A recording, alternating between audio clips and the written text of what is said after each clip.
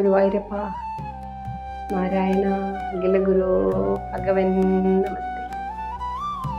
എല്ലാവർക്കും നമസ്കാരം. എൻ്റെ പേര് ഉമാദേവി. ഞാനൊരു സംഗീത അധ്യാപികയാണ്. എല്ലാവർക്കും എൻ്റെ ചാനൽ ഉമ മഹേശ്വരത്തിലേക്ക് സ്വാഗതം.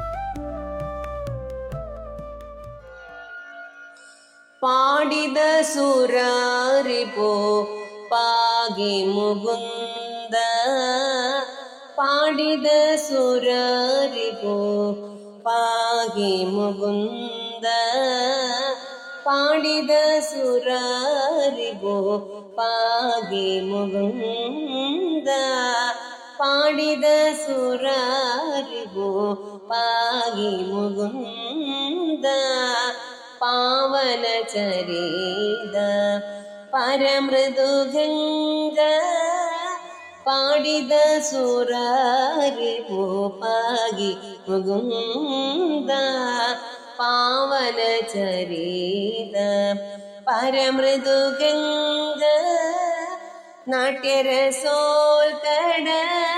നാനാഭരണ,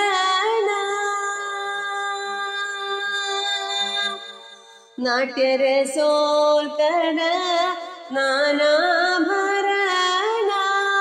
നാട്യരസോൽക്കട നാനാഭരണ, നാരായണ തേ ആംഗിത ചരണ, നാട്യരസോൽക്കട നാനാഭരണ, നാരായണ തേ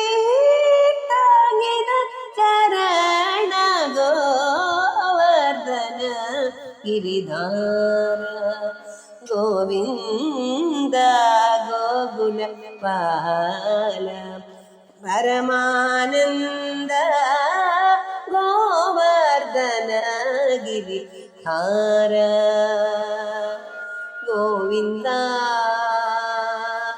ഗോകുല ബാല.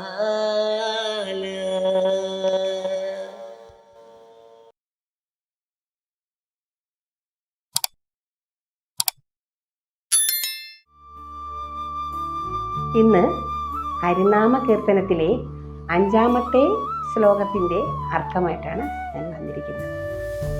അതായത്, ഹരിനാമ കീർത്തനമി ദുര ചെയ്വതിന് ഗുരു അരുളാലെ ദേവകളും അരുൾ ചെയ്ത ഭൂസുരനും നരനായി ജനിച്ചുടനെ മരണം ഭവിപ്പളവും ഉര ചെയ്വതിന് അരുൾക നാരായണായ നമ. അതായത്, ഈ ഹരിനാമ കീർത്തനം, അതെ ഭഗവത് നാമ കീർത്തനം ഉച്ചരിക്കുന്നതിനും അഥവാ രചിക്കുന്നതിനും എനിക്ക് ഗുരു കാരുണ്യത്തോടൊപ്പം ദേവകളുടെയും ബ്രാഹ്മണരുടെയും അനുഗ്രഹം വർഷിക്കുമാറാകണേ. ഈ ഭൂമിയിൽ ജനിച്ച എനിക്ക് ഈ ഭഗവത് നാമ കീർത്തനം മരണം വരെ ഉര ചെയ്യുന്നതിനുള്ള ഭാഗ്യവും കടാക്ഷവും അവിടുന്ന് വർഷിക്കണമേ.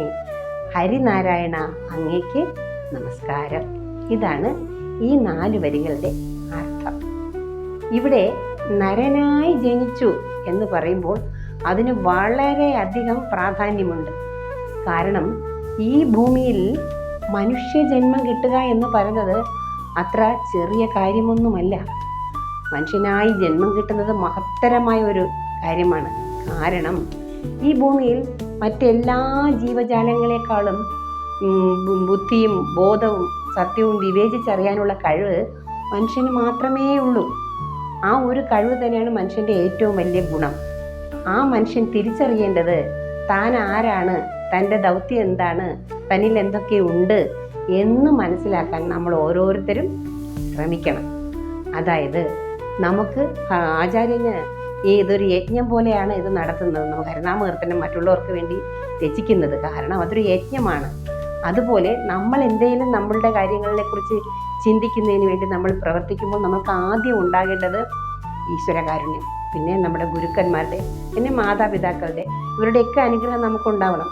അങ്ങനെ ഉണ്ടെങ്കിൽ മാത്രമേ നമ്മുടെ ജീവിതം മുമ്പോട്ട് നല്ല ഐശ്വര്യപൂർണ്ണമായിട്ട് പോവുകയുള്ളൂ. അപ്പോൾ അതുകൊണ്ട് പറയാണ്, നമ്മൾ ഓരോരുത്തരും മനുഷ്യജന്മത്തെക്കുറിച്ച് നന്നായി മനസ്സിലാക്കണം. അതായത് ഇത് നമ്മുടെ ഭൂമി എന്ന് പറഞ്ഞത് കർമ്മഭൂമിയാണ്. അതായത് നമ്മൾ ഓരോരുത്തരും എത്രയോ ഭാഗ്യം ചെയ്തിട്ടാണ് ഒരു മനുഷ്യജന്മമായിട്ട് ഇവിടെ വരുന്നത്. ഈ മനുഷ്യജന്മം കിട്ടുമ്പോൾ നമ്മളിവിടെ എന്ത് ചെയ്യണം? ആ മനുഷ്യജന്മത്തിൻ്റെ ഉദ്ദേശം എന്താണെന്ന് നമ്മൾ മനസ്സിലാക്കി നിറവേറ്റണം. അതായത് നമ്മുടെ കർമ്മങ്ങളെല്ലാം ഇവിടെ തീർന്നാലേ, ശുദ്ധകർമ്മങ്ങളായി തീർന്നാൽ മാത്രമേ നമുക്ക് ഇവിടുന്ന് ജന്മസാഫല്യമായ ഒരു മോക്ഷം കിട്ടുകയുള്ളൂ. അപ്പോൾ ഈ ഭൂമി ജനിക്കുന്നത് എന്ത് ഭാഗ്യമാണ്! നമ്മൾ ചെയ്ത കർമ്മങ്ങളെക്കുറിച്ചുള്ള ഒരു ധാരണ നമുക്കിവിടെ ഉണ്ടാകുമ്പോൾ ഈശ്വരധ്യാനത്തിലൂടെ നമുക്ക് ആ ധാരണയുണ്ടാവും. അതോടൊപ്പം നമ്മൾ എന്താവും, അതിലൂടെ നമ്മൾ എന്താണ് നമ്മുടെ ആ ലക്ഷ്യമെന്ന് മനസ്സിലാക്കാൻ കഴിയും. അപ്പോൾ നമ്മൾ ആ വഴിയിലൂടെ ചരിക്കും.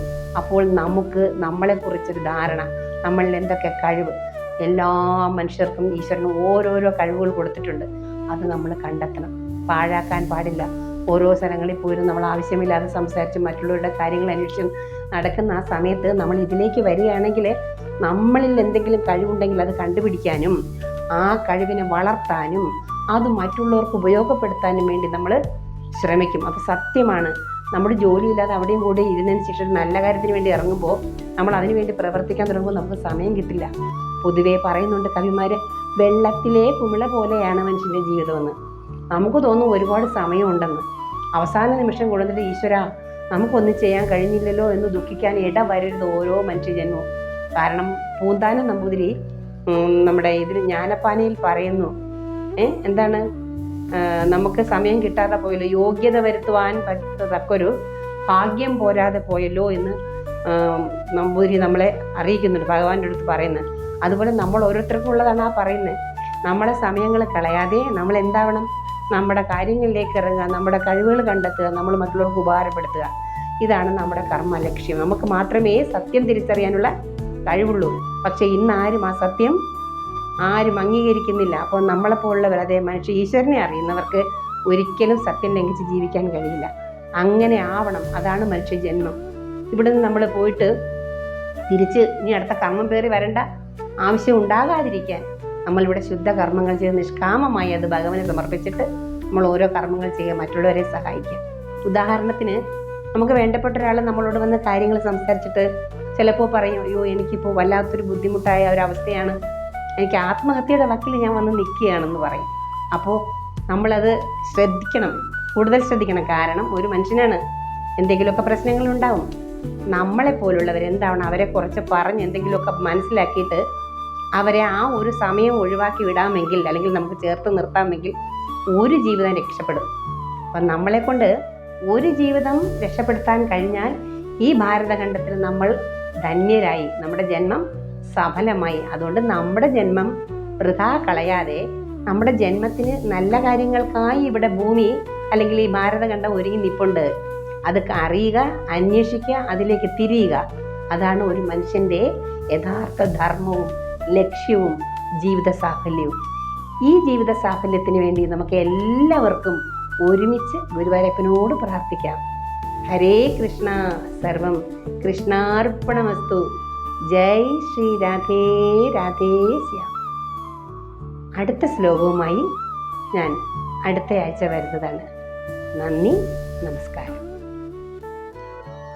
നാരായണായ നമഃ, നാരായണായ നമഃ, നാരായണായ നമഃ, നാരായണായ നമഃ.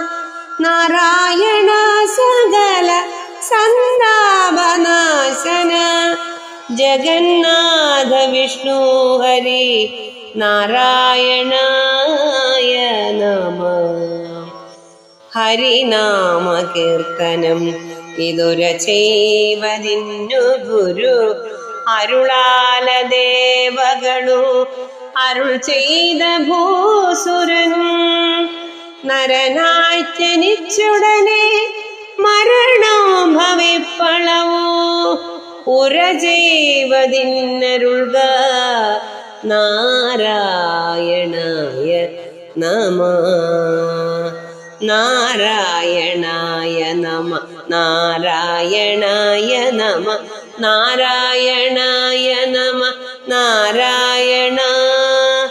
നാരായണ സകല സന്താപനാശന ജഗന്നാഥ വിഷ്ണു ഹരി നാരായണ